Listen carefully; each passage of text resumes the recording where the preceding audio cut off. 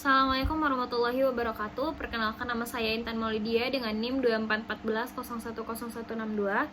Di sini saya akan menjelaskan tafsir dari surat At-Tahrim ayat 10 sampai 12. Sebelumnya saya akan membacakan ayat dan artinya terlebih dahulu. A'udzu billahi minasyaitonir rajim. Bismillahirrahmanirrahim.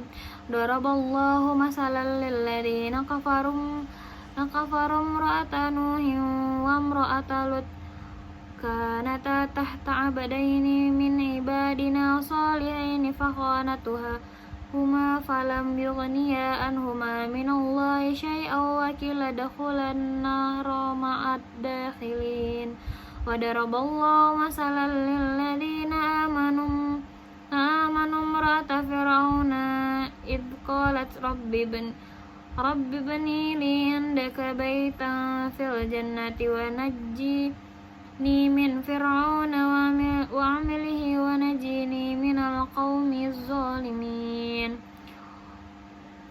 Maryam banata Imran allati ahsanat farjaha fanafaqna fihi min ruhina wa sadaqat bikalimati rabbiha wa kutubihi wa kanat minal qanitin.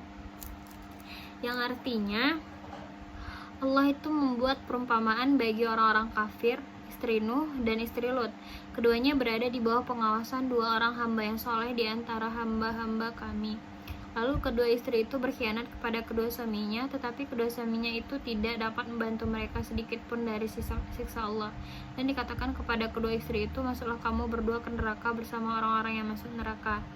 Dan Allah membuat perumpamaan bagi orang-orang yang beriman, istri Fir'aun, ketika dia berkata, ya Tuhanku, bangunkanlah untukku sebuah rumah di sisimu dalam surga, dan selamatkanlah aku dari Fir'aun dan perbuatannya, dan selamatkanlah aku dari kaum yang zalim. Dan Maryam putri Imran yang memelihara kehormatannya, maka kami tiupkan ke dalam rahimnya sebagian dari ruh ciptaan kami, dan dia membenarkan kalimat-kalimat Tuhannya dan kitab-kitabnya, dan dia termasuk orang-orang yang taat. Asbabun nuzul dari Quran surat At-Tahrim ayat 10 sampai 12 ini, ayat 10 itu turun sebagai perumpamaan bagi orang-orang kafir melalui kisah istri Nabi Nuh dan istri Nabi Lut. Meskipun keduanya hidup bersama Nabi yang soleh, mereka tetap memiliki kekafiran dan pengkhianatan terhadap dakwah suami mereka. Allah menurunkan ayat ini untuk menegaskan bahwa hubungan keluarga dan kedekatan dengan orang soleh tidak dapat menyelamatkan seseorang apabila ia sendiri tidak memiliki iman dan ketakwaan. Dari ayat 11, ayat ini turun dengan menampilkan keteladanan keimanan istri Fir'aun, yaitu Asiyah, yang tetap beriman kepada Allah meskipun hidup di bawah kekuasaan suami yang zalim dan mengaku sebagai Tuhan. Asiyah berdoa agar diselamatkan dari kekafiran Fir'aun dan memohon rumah di surga. Ayat ini menjadi pelajaran bahwa seorang tetap dapat mempertahankan iman walaupun berada di lingkungan yang buruk dan penuh tekanan. Selanjutnya itu dari ayat 12 menjelaskan keteladanan Maryam binti Imran yang menjaga kehormatan dan kesuciannya. Allah memuliakannya dengan kelahiran Nabi Isa sebagai bukti kekuasaannya. Ayat ini turun untuk menunjukkan teladan perempuan yang memiliki keimanan, kesucian diri, serta ketaatan penuh kepada Allah dalam menghadapi ujian dan fitnah masyarakat.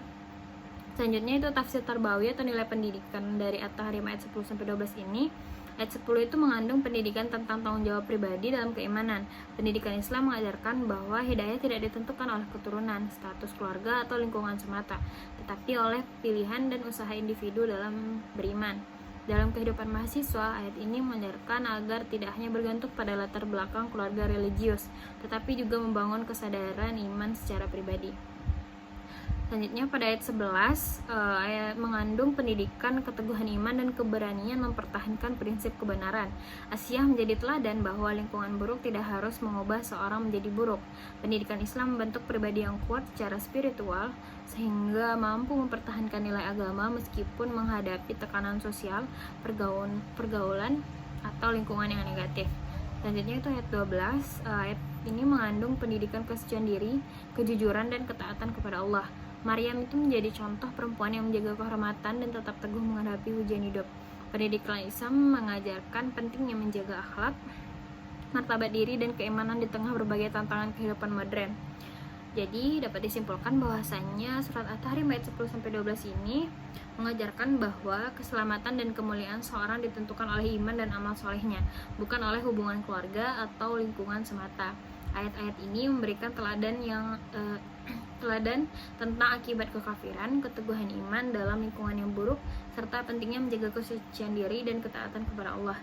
Pendidikan Islam melalui ayat ini bertujuan membentuk pribadi yang mandiri dalam iman, kuat menghadapi tekanan hidup, dan memiliki akhlak mulia dalam kehidupan sehari-hari. Mungkin sekian penyampaian materi dari saya. Mohon maaf apabila ada kesalahan. Wabillahi taufiq wal hidayah. Wassalamualaikum warahmatullahi wabarakatuh.